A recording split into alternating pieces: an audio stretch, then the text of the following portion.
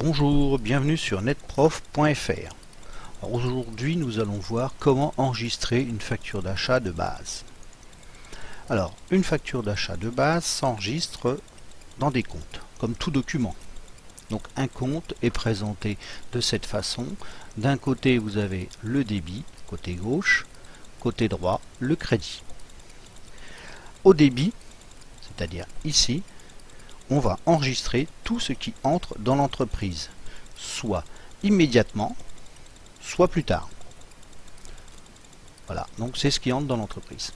Côté crédit, bien entendu, on va enregistrer tout ce qui va sortir de l'entreprise, soit immédiatement, soit plus tard.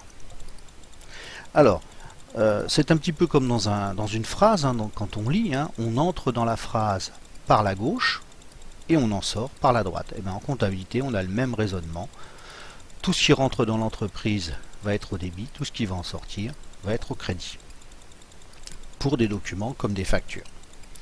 Alors, analysons maintenant une facture et voyons comment l'enregistrer.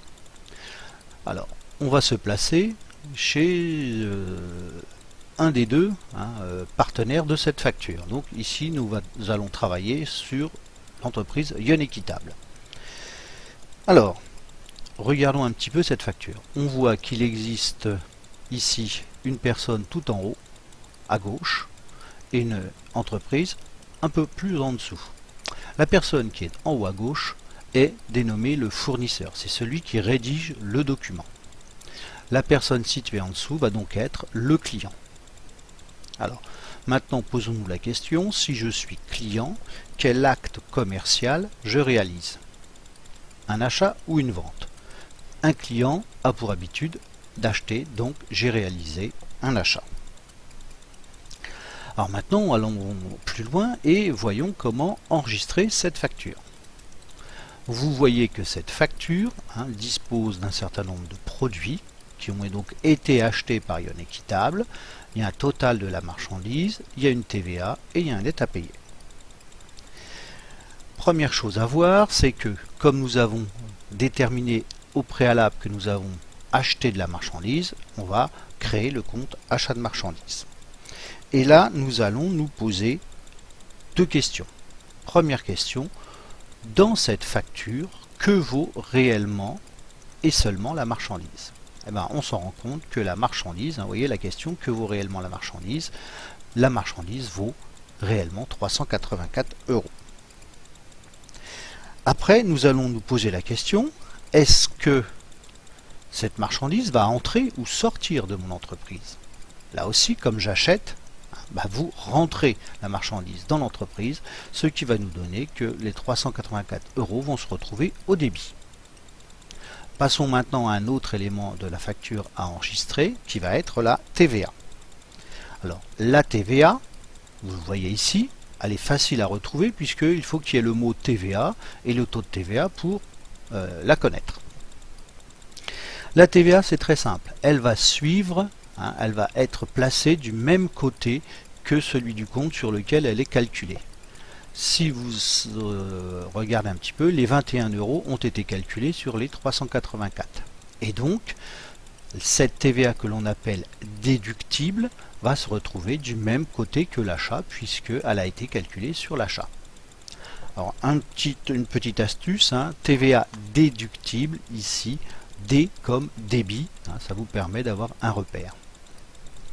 Voyons maintenant le dernier élément à enregistrer qui est le net à payer.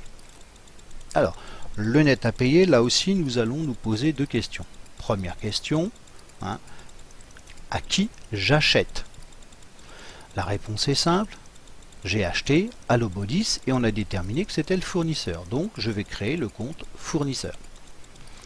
Deuxième question, est-ce que cet argent, cette somme, cette dette que je dois, va-t-elle entrer ou sortir de mon entreprise?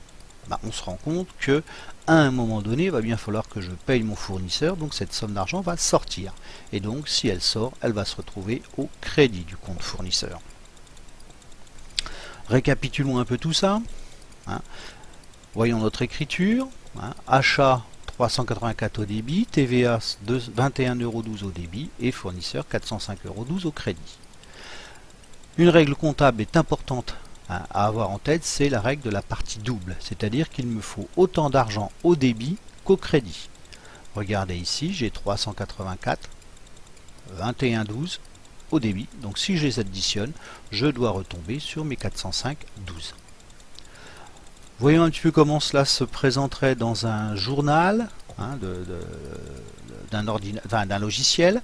On y mettrait la date, donc journal d'achat bien entendu, janvier, on y mettrait la date, le numéro de la facture, on retrouve notre 607 pour 384, la TVA pour 21, fournisseur pour 405, bien entendu dans le libellé on mettrait que c'est la facture Lobodis, et le logiciel lui faisant les calculs, on verrait bien que la partie double a été respectée.